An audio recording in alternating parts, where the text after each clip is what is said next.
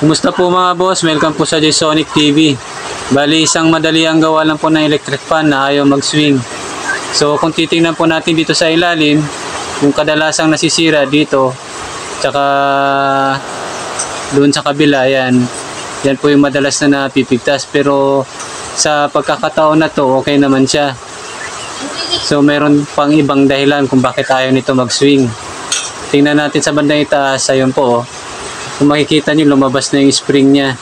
So nabutas po yung pinaka-plastic na cover, kaya ito yung ating papalitan para mapagana natin yung pagsiswing nito. So hanap lang po ako ng kapalit. Bale, ito po may nakita na akong pamalit, pati yung bulitas na gagamitin natin. So ito po yung kakabit natin ngayon. A few moments later.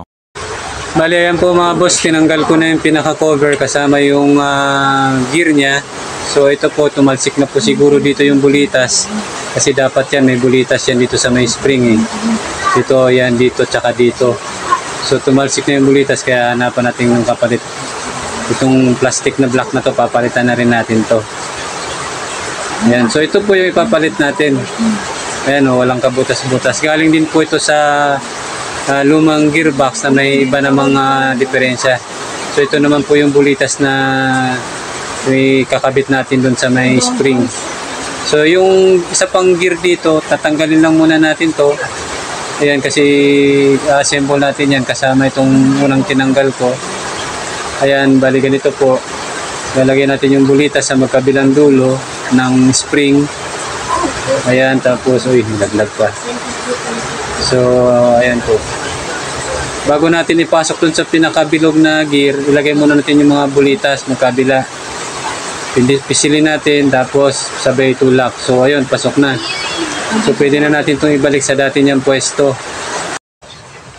Ayan po, naipwesto ko na. Bali yung cover naman ang ilalagay natin.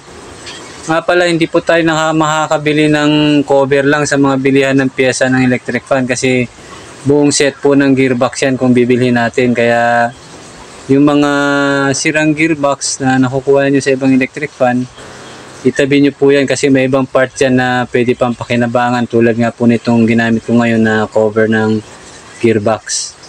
So ayan po, screw ko lang muna. Ayan po, okay na yung screw. Ilagay na rin natin yung knob, then saksak na natin sa 220 outlet. Tingnan natin kung magsuswing na ba siya. So yun, naka-on na pala to. Push lang natin yan, pababa. Then, ayan, obserba natin. Yun. Suswing na po siya. Kanan, pakaliwa. Subukan naman natin kung mag-steady siya. Dahin natin, yan. So, nag-steady naman po. Pinutin natin uli. Ayan, nag-swing uli. So, okay na po siya. So, successful po yung pinalitan natin. So hanggang dito na lang po. Maraming salamat po muli sa panunood ng J-Sonic TV.